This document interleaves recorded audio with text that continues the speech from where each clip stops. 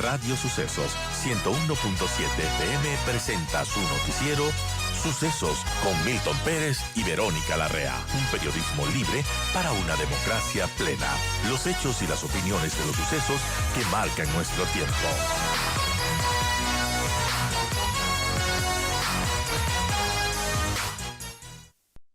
Gracias. Y vamos a hablar de un tema que es bien importante. Ayer una imagen que no se ve mucho es los empresarios y los trabajadores, los empleadores y los trabajadores juntos en un acuerdo. Normalmente los vemos en diciembre, cuando buscan el incremento salarial y no se ponen de acuerdo nunca, y entonces tiene que el ministro de Trabajo responder, decidir.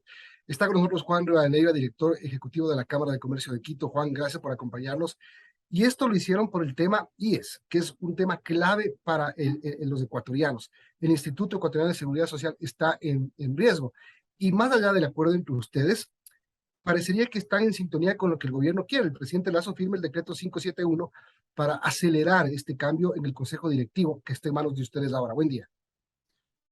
Gracias, Milton, por su gentil invitación. Un saludo a todos quienes siguen la señal de Radio Sucesos de esta mañana.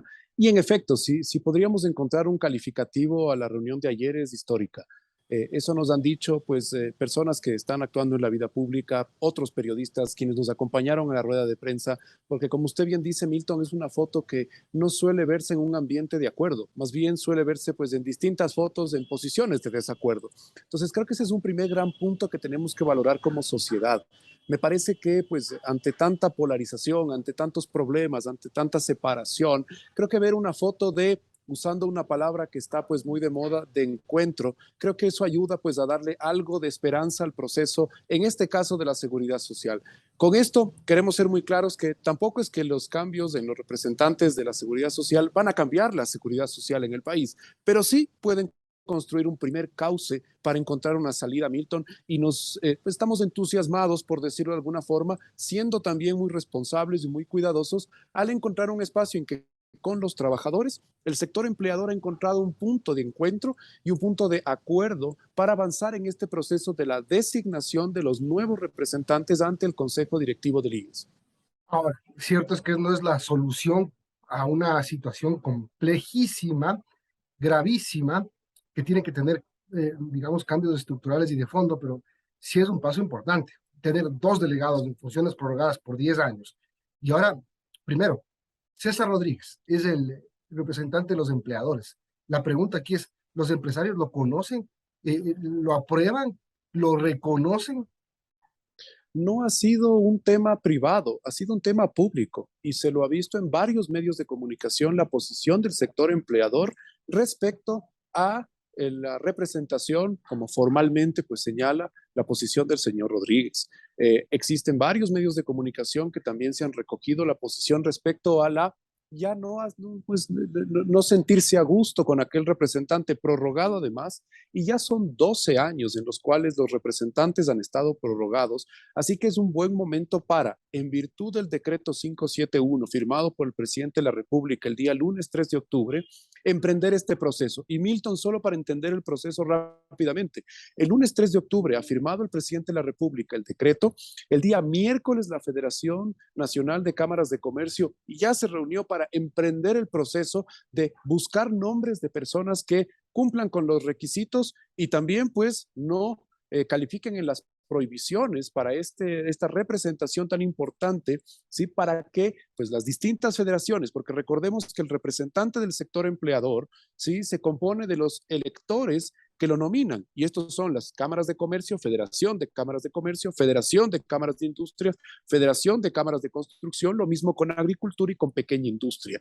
De ellos debe salir una persona, y también hay un proceso que siguen los trabajadores representados en el FUT y también en las organizaciones sindicales que lo componen para llegar a tener la propuesta de una persona que sea el representante en el tiempo que el decreto también lo ha dado, que son 15 días término, que terminan el 25 de octubre. De manera que ese proceso, ¿en qué nos ha unido? Y si me permite, Milton, continuar. En procesos de, uno, entender cuál es la deuda histórica que existe con la seguridad social.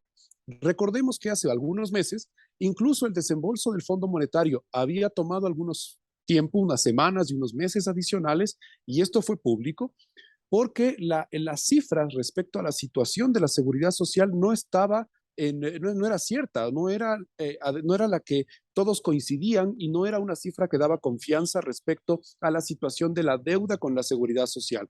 En ese sentido, se habla de cifras superiores a los 20.000 millones y lo que nos une es buscar, uno, entender cuál es la deuda y dos, cuál es el plan de pagos. Ese es un primer punto. Un segundo punto, la situación de los afiliados.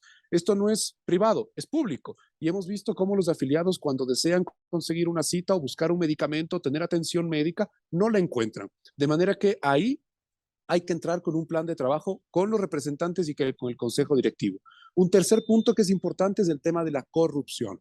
¿Sí? La posición de los dos sectores es que exista una auditoría respecto al trabajo que se ha realizado para entender de qué estamos partiendo para pues atender aquellos problemas que también son públicos. Todos estos son públicos, que la gente lo está viendo y es solucionar un problema público. Y finalmente pues el reemplazo mismo de los representantes que nos ayude a construir un cauce para el tema de la seguridad social.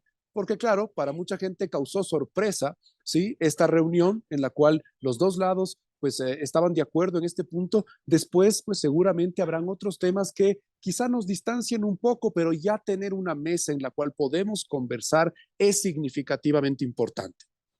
Ahora sí, y me parece bien todo lo que usted acaba de decir, Juan, y es la pregunta inversa, ¿no? Porque lo que ustedes decidieron ayer, aparte de comprometerse hasta el 25, tener a sus delegados nombrados, es este trabajo en conjunto para buscar el mejoramiento y la sostenibilidad del IES, del Sistema de Seguridad Social, y que como usted lo acaba de detallar, es un reto importante, ¿no?